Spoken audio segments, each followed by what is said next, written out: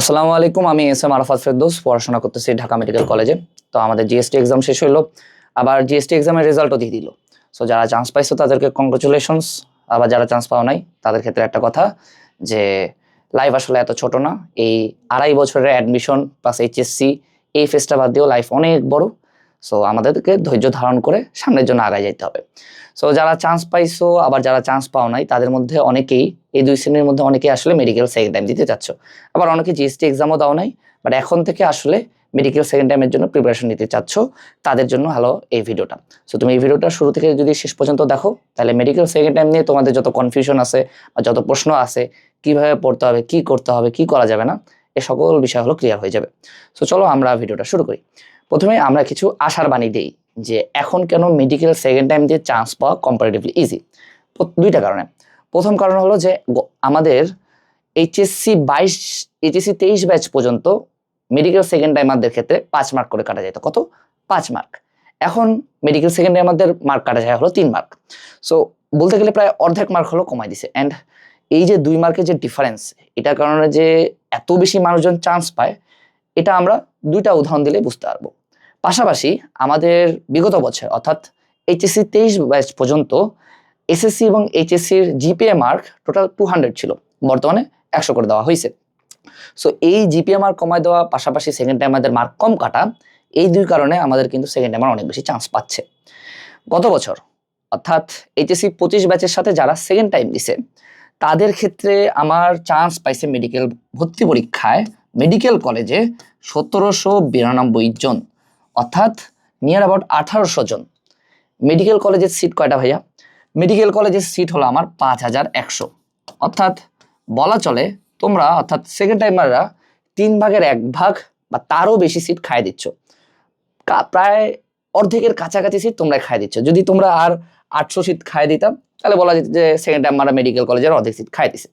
But আপাতত বলা যায় যে 3/1 বেশি সিট কিন্তু আসলে তোমরা খায় দিচ্ছ। এটা দেখে বোঝা যাচ্ছে যে এখন আসলে মেডিকেল সেকেন্ড টাইম যে চান্স পাওয়ার রেশিওটা বেশি। অ্যান্ড কেন বেশি?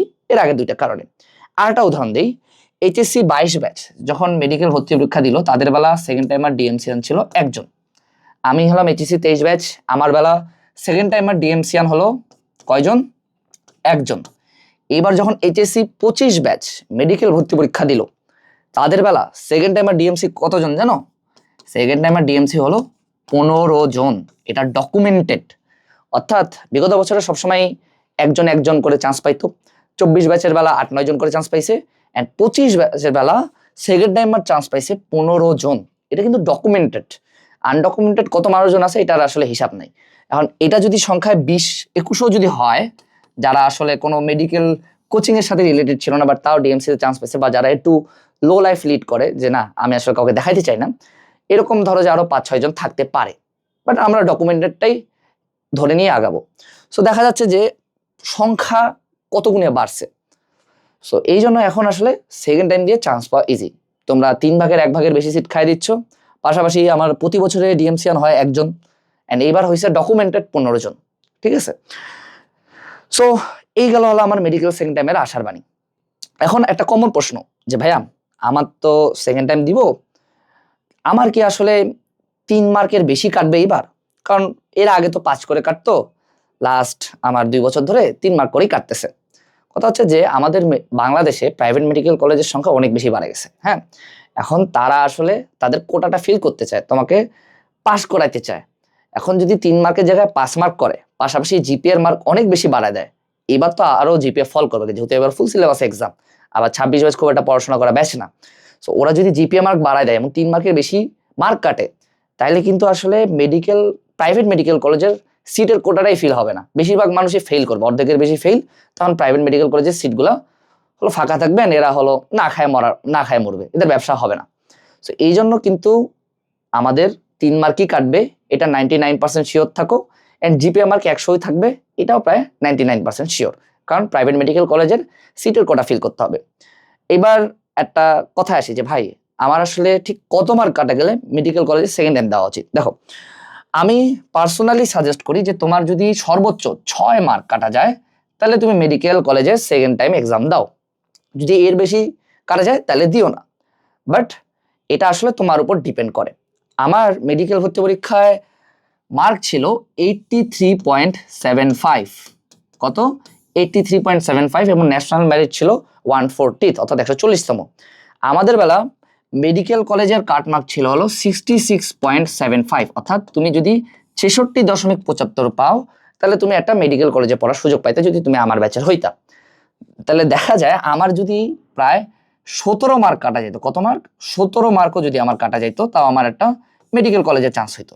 তাই বলে আমি বলতেছি না যে ভাই তোর সেকেন্ড টাইমে 17 মার্ক কাটা যাবে, তুই মেডিকেল এক্সাম দে, এটা আসলে পসিবল না। কিন্তু আমি এটা আসলে বুঝাচ্ছি যে তোমাদের প্রিপারেশন যদি সেই লেভেলের বা সেই টপ নচ লেভেলে নিয়ে যাও, অথবা আমার লেভেলে নিয়ে যাও, তাহলে ধরো যে যত মার্কই কাটা যাও তোমার আসলে মেডিকেল কলেজে পড়ার একটা চান্স থাকে, যদি তোমার লাক ফেভার করে, পাশাপাশি তোমরা সেরকম হার্ডওয়ার্ক করো।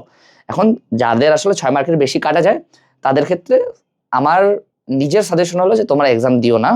কিন্তু যদি তোমার খুব অবসেশন থাকে যে না ভাই মেডিকেল কলেজেই পড়তে হবে, আমি মিডল ক্লাস ফ্যামিলি থেকে বিলং করি অ্যান্ড আমার নিজেরও খুব ইচ্ছা যে আমি মেডিকেল কলেজে পড়বো, তাহলে যদি তোমার আরো বেশি মার্ক কাটা যায় তাহলে তোমরা মেডিকেল কলেজে এক্সামের জন্য বসতে পারো। বাট প্লিজ, যদি 10-এর বেশি কাটা যায় কোনোভাবে, ধরো যে আমার 10 মার্কের বেশি কাটা যাচ্ছে, তাহলে ভাই আল্লাহর ওয়াস্তে একটু ভার্সিটি প্রিপারেশন নাও, মেডিকেল কলেজের জন্য তখন প্রিপারেশন নেওয়ার দরকার নাই। ঠিক আছে? সো চলো আমরা এখন মেডিকেল সেকেন্ড টাইমে কি কি করব না এটা নিয়ে আলোচনা। এখন এটা নিয়ে আমি কেন কথা বলতে পারতেছি, কারণ আমি আমার লাইফে ফার্স্ট একজন মেডিকেলের ভাইয়া বা আপুর কাছে পড়ছিলাম, মেডিকেলের একজন পার্সনের কাছে পড়ছিলাম। উনি হলেন রিপা জেরিন।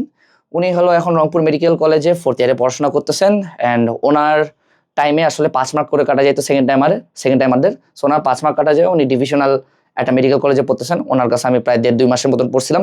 পাশাপাশি গত বছর আসলে আমার 2জন সেকেন্ড টাইমারকে বাসায় যায় পড়ানো হয়েছিল, যেহেতু আমার একদম বাসার পাশে, পাশাপাশি টাকা বেশি দিচ্ছিল, তাই জন্য আর কি। সো আমি আসলে খুব ভালো মতন জানি যে সেকেন্ড টাইমারদের আসলে কি করা উচিত, কি করা উচিত না, যেহেতু আমি আমার আপুর কাছেও সাজেশন পাইছি, আবার সাথে নিজে পার্সোনালি 2জন স্টুডেন্টকে আমি পড়াইছি। ঠিক আছে? সো সেকেন্ড টাইমারদের আসলে এখন কি করতে হবে বা কি করা যাবে না, এটা এখন আমরা শুরু করি। সো প্রথম আমরা যে পয়েন্টটা নিয়ে কথা বলবো সেটা হলো যে আমাদের ফার্স্ট টাইমারদেরকে বিট করতে হবে, তাই না? সেকেন্ড টাইম দিয়ে ফার্স্ট টাইমারদের বিট করতে হবে। এখন তুমি আমাকে বলো তো, তুমি তো ফার্স্ট টাইমার ছিলাম, তোমার সব থেকে বড় উইকেস্ট পয়েন্ট কোনটা ছিল? সেটা হলো ইংলিশ এবং জিকে। কি? ইংলিশ এবং জিকে। ইভেন এটা ম্যাক্সিমাম ফার্স্ট টাইমারদের ক্ষেত্রেই যে তারা আসলে ফিজিক্স, কেমিস্ট্রি, বায়োলজি এগুলো খুব ভালো পারলেও সে আসলে ইংলিশ জিকে খুব একটা ভালো পারে না, কারণ সে ওই অ্যাডমিশনের প্রথম 4 মাসে আসেই ইংলিশ জিকে দেখে, অ্যান্ড ওই 4 মাসেও খুব একটা ভালোভাবে ইংলিশ জিকে পড়ে না। কিন্তু তোমাদের কাছে একটা ফার্স্ট মুভার অ্যাডভান্টেজ আছে, অর্থাৎ তোমরা অন্যদের থেকে অনেক বেশি সময় বেশি পাচ্ছ। এই টাইমে তোমাকে ইংলিশ জিকেটাকে অনেক বেশি স্ট্রং করতে হবে, অর্থাৎ ফার্স্ট টাইমারদের সব থেকে উইক পয়েন্টটাকে তোমাদের সব থেকে স্ট্রং পয়েন্ট বানাইতে হবে। সো এইটার জন্য ভাইয়া কি করতে হবে? সুন্দর মতন দিনে 1 থেকে 2 ঘন্টা রাখবা। কত ঘন্টা? 1 থেকে 2 ঘন্টা। এটা তোমার নির্দিষ্ট টাইম ফিক্সড করে নিবা যে প্রতিদিন 10টা থেকে 12টা বা 8টা থেকে 10টা বা ভোরবেলা 5টা থেকে 7টা, যখন ইচ্ছা তখন 1 থেকে 2 ঘন্টা টাইম রাখবা, যে এই টাইমে যদি দুনিয়া ধ্বংস হয়ে যায় আমি তাও ইংলিশ এবং জিকে পড়বো মেডিকেলের জন্য। ঠিক আছে? সো এটা যদি করো, এন্ড এখনো প্রায় 6 মাসের মতন সময় আছে মেডিকেল ভর্তি পরীক্ষা হওয়ার জন্য। সো এই 6 মাসে প্রতিদিন যদি 1-2 ঘন্টা করে পড়ো, তোমাকে কেউ ইংলিশ জিকেতে আটকাইতে পারবে? এখন মাঝে মাঝে কিছুদিন বাদ যাবে, সেটা ব্যতিক্রম, বাট চেষ্টা করবা প্রতিদিন 1 থেকে 2 ঘন্টা ইংলিশ জিকে পড়বা। এখন ইংলিশ জিকে কিভাবে পড়বো এটা নিয়ে আমার একটা সেপারেট ভিডিও আছে, এগুলা চাইলে দেখে আসতে পারো। আবার আমার ভাই এগুলা নিয়ে সেপারেট ভিডিও দিছে ইংলিশ এবং জিকে নিয়ে, যে কোনো একটা দেখে সুন্দর মতো প্রতিদিন 2 ঘন্টা হলে ইংলিশ জিকের জন্য টাইম রাখবা। ঠিক আছে? এবার আমাদের ফার্স্ট টাইম আমাদের আরেকটা বড় উইক পয়েন্ট কি বলতো? সব থেকে বড় উইক পয়েন্ট তো ছিল হলো আমার ইংলিশ এবং জিকে। সেকেন্ড উইক পয়েন্ট ছিল সে হলো অনুশীলনী প্রশ্ন পারে না। এন্ড এটা কেন পারে না? তুমি তো নিজেও ফার্স্ট টাইমার ছিলাম, তুমি ভাবতা না যে অনুশীলনী প্রশ্ন খুব ইজি, পরীক্ষায় আসলে ফাটাই দিব, আমার চান্স কে টাকায়। এখন যখন সেকেন্ড টাইম দিচ্ছ, তোমার যখন চান্স হয়নি, তুমি বুঝতে পারতেছো না যে মেডিকেল ভর্তি পরীক্ষার হলে বসে অনুশীলনী প্রশ্ন পারা আসলে অনেক টাফ। যারা চান্স পায় তারা তো ভুল করেই, যারা চান্স পায় না তারা আরো অনেক বেশি ভুল করে। আমার এক নিজের ফ্রেন্ড দিনাজপুর মেডিকেল কলেজে পড়তেছে, ওই নিজে হলো অনুশীলনী 6 থেকে 7টা প্রশ্ন ভুল করে আসছিল, তাও সে চান্স পাইছে, কারণ তার আসলে অন্যান্য গুলাতে মার্ক উঠে গেছে। আমি নিজে অনুশীলনী একটা প্রশ্ন ভুল করিনি দেখে আমার বলা চলে যে ডিএমসিতে চান্স পাওয়া আর অনেক বেশি ইজি হয়ে গেছিল। সো ফার্স্ট টাইমার অনুশীলনীটাকে অনেকটা ইগনোর করে, কারণ এই অনুশীলনী থেকে কোনো কোচিংয়ের পরীক্ষায় প্রশ্ন দেয় না, না তাকে কেউ পড়ার জন্য বাধ্য করে। মেইন কথা হলো যে কি, তারা যখন কোচিংয়ের পরীক্ষা দেয়, তখন কোচিংয়ের পরীক্ষা দেখে যে অনুশীলনী থেকে একটা প্রশ্ন দেয় নাই, সেই জন্য আলটিমেটলি পরীক্ষা ভালো যেহেতু করার তার টার্গেট থাকে কোচিংয়ের পরীক্ষায়, খারাপ করলে মা বাপ মারে বা গালি দেয়, সো সে তখন আর অনুশীলনী পড়ে না, ঠিক পরীক্ষার আগে আগে যায় অনুশীলনী পড়ে, বাট প্রতিদিন পড়লেও খুব একটা ভালোভাবে পড়ে না। এই জন্য তোমাকে এখন থেকে অনুশীলনীটা খুব ভালোভাবে পড়তে হবে, অর্থাৎ অনুশীলনের উপর 100% দক্ষতা আনো, এমন একটা প্রিপারেশন নাও যেন অনুশীলনী থেকে যে কয়টা প্রশ্ন দেখ, যত কঠিনই প্রশ্ন দেখ, তুমি যেন ভুল না করো। এখন ভাইয়া অনুশীলনে কি কি পড়বো এটা নিয়ে আমি এর আগেও বলছি।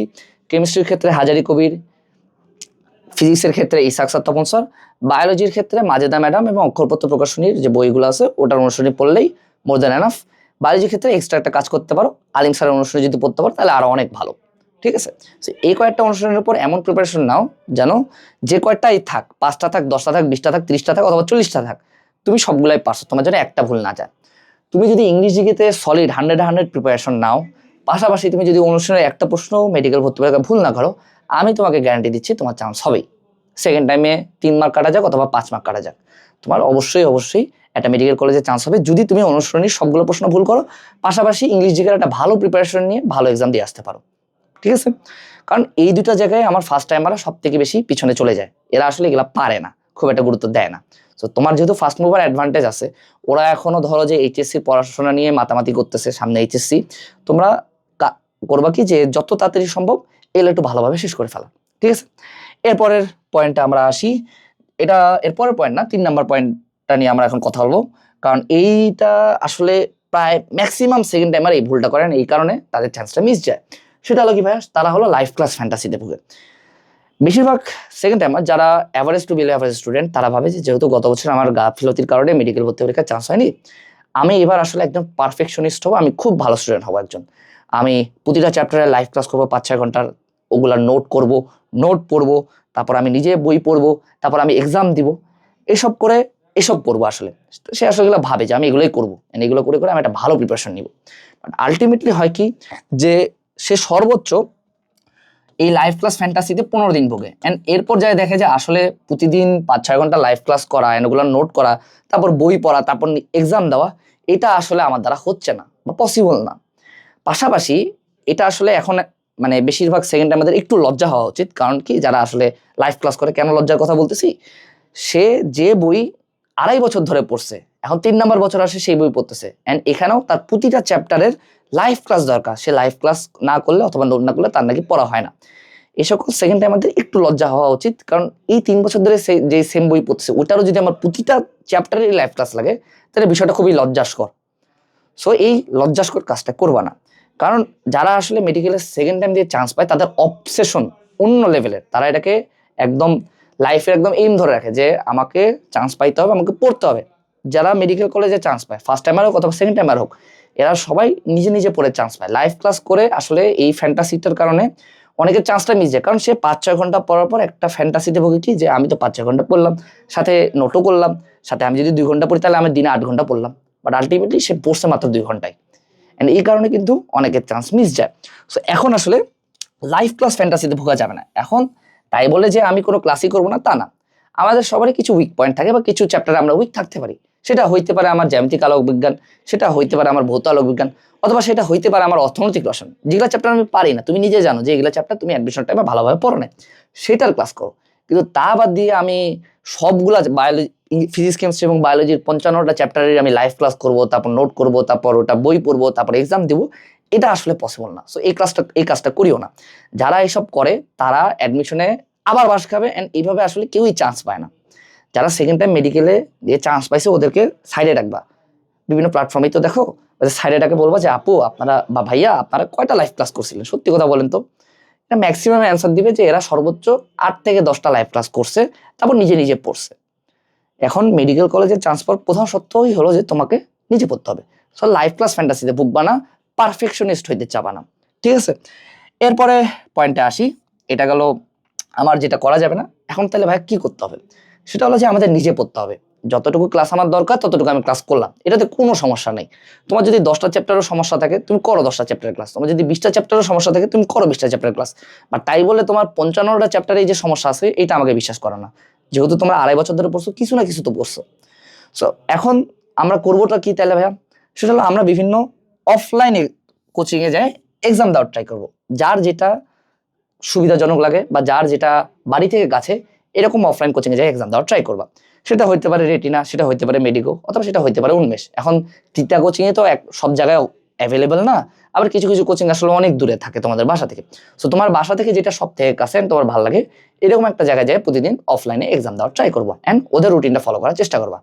এটার কারণ কি ভাইয়া, লাইভ ক্লাস ফ্যান্টাসি যেমন আমার টোটাল 15 দিন চলে, আমি নিজে খুব বেশি করে পড়বো বা আমি নিজে নিজে সিলেবাস শেষ করব, এই ফ্যান্টাসি আমার সর্বোচ্চ যাবে 20 দিন।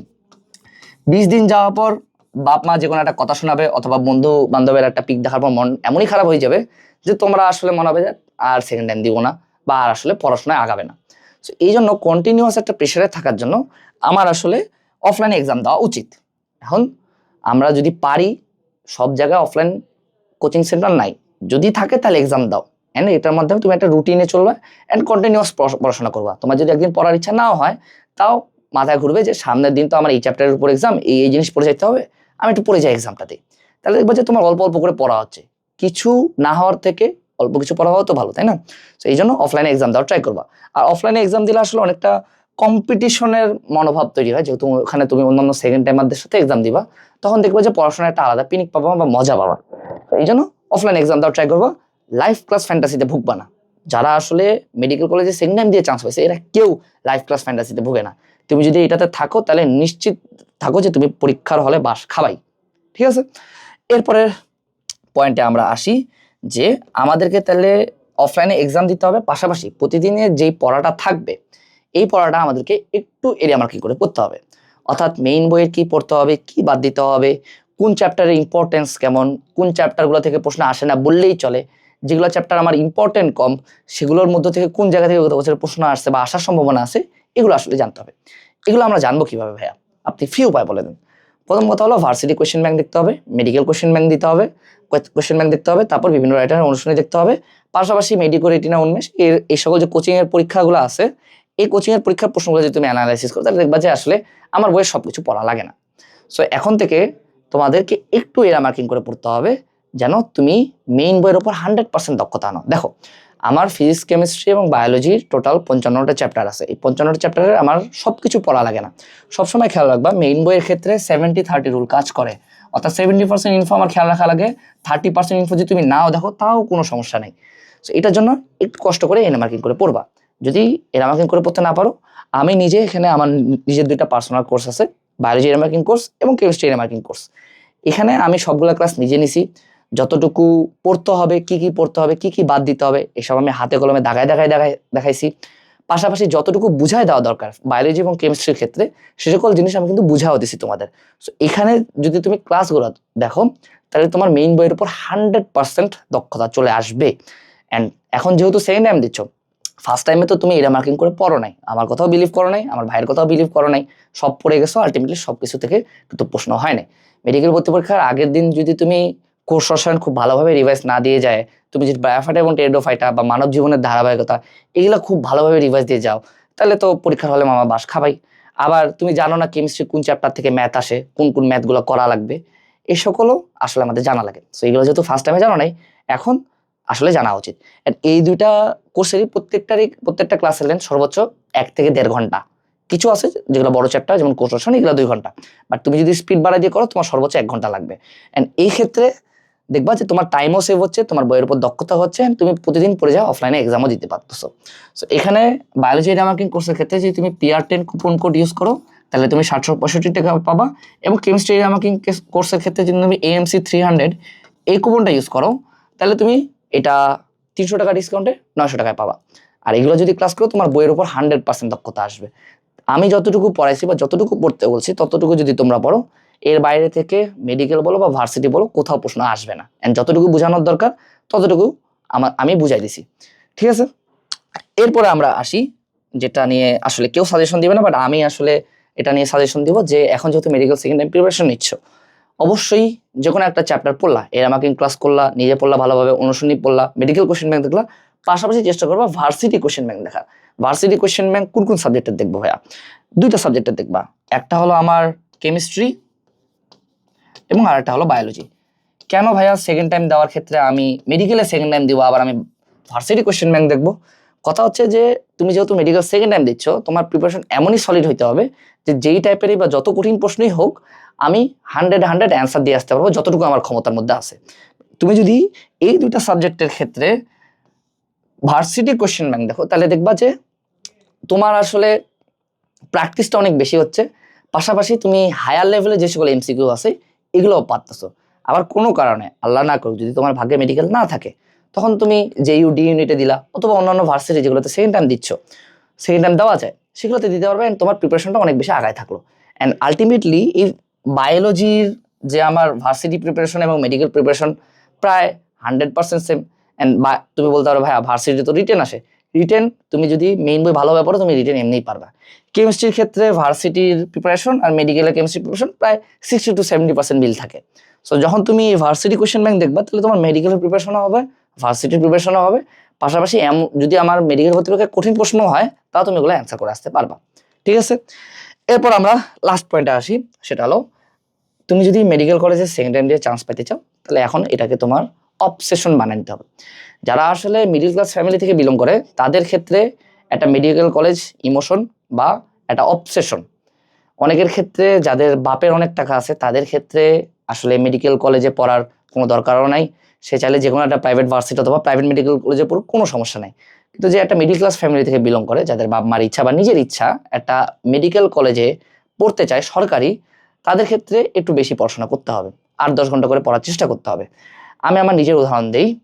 আমি যখন মেডিকেল কলেজের জন্য অর্থাৎ মেডিকেল অ্যাডমিশনের প্রিপারেশন নিচ্ছিলাম, অ্যাডমিশন টাইমে আমার বাপ মা ভাবছিল যে আমি পাগল হয়ে যাবো। অ্যান্ড এটা আমি ভাবছিলাম যে শুধু আমার ক্ষেত্রেই প্রযোজ্য, আমি এত বেশি পড়তেছি এই জন্যই, আমি যেহেতু ব্রেন অনেক ডাল বা আমি নিজেকে মনে করি অ্যাভারেজ স্টুডেন্ট, এই জন্য হয়তো আমি অনেক বেশি পড়তেছি, এই কারণে আমার বাপ মা ভাবছিল। বাট এটা সত্য না।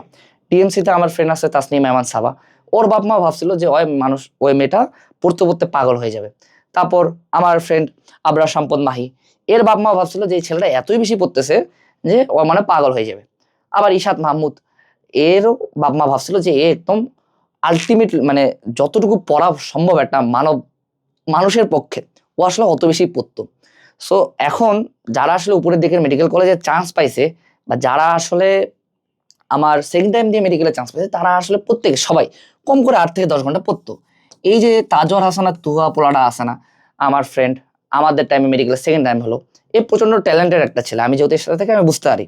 কিন্তু তোমার মনে হয় যে ও হলো খুব আনন্দে আনন্দে খুব অল্প করে মেডিকেল কলেজে চান্স পেয়েছে? না, আমি গ্যারান্টি দিয়ে বলতে পারতেছি যে ও প্রতিদিন 8 থেকে 10 ঘন্টা কম করে পড়তো।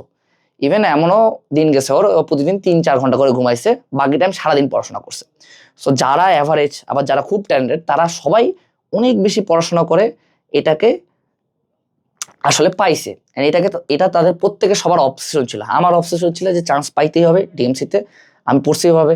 তুয়ার ক্ষেত্রে ওই সেম টার্গেটই ছিল, ও টার্গেট ছিল যে ডিএমসিতে চান্স পাইতেই হবে। তাসনিমা এমান সাবার ক্ষেত্রে ওই সেম টার্গেটই ছিল। আমাদের সবার ক্ষেত্রে টার্গেট সেম, যেন anyhow by hook by crook chance পাইতেই হবে। কারণ আমি মিডিল ক্লাস ফ্যামিলির একটা ছেলে, আমার বাপের আসলে অত টাকা নাই, আমাকে আসলে একটা ভালো জায়গায় যাইতে হবে। সো এই জন্য কেউ যদি আসলে বলে যে ভাই আসলে 8-10 ঘন্টা পড়া পসিবল না, আসলে ওই গাধার বাচ্চা নিজে পড়ে না অথবা ওর বাপের অনেক টাকা আছে, আসলে ও প্যারাটাও নিতে চায় না। যারা আসলে চান্স পায় ভালো জায়গায়, তোমার কি মনে হয় আসির আঞ্জুম খান হলো প্রতিদিন 3-4 ঘন্টা করে পড়ে হলো আমার মেডিকেল হয়েছে 6, বুয়েট এবং ঢাবি দুইটাতে হয়েছে ফার্স্ট, ওইভাবে পাগলের মতন পড়তো। সো এখন থেকে যেহেতু মেডিকেল সেকেন্ড টাইমের প্রিপারেশন নিচ্ছ, যত খারাপ লাগুক যত কষ্ট হোক একটু বেশি করে পড়াশোনা করতে হবে অ্যান্ড তুমি আস্তে আস্তে পড়ার টাইমটা ইনক্রিজ করো। সো এই ভিডিওটা এই পর্যন্তই। তুমি চাইলে আমার ফেসবুক আইডি ASM আরফার ফেরদৌস, এখানে ফলো করতে পারো। অ্যান্ড বেস্ট অফ লাক, আর আমার জন্য দোয়া করিও। আসসালামু আলাইকুম।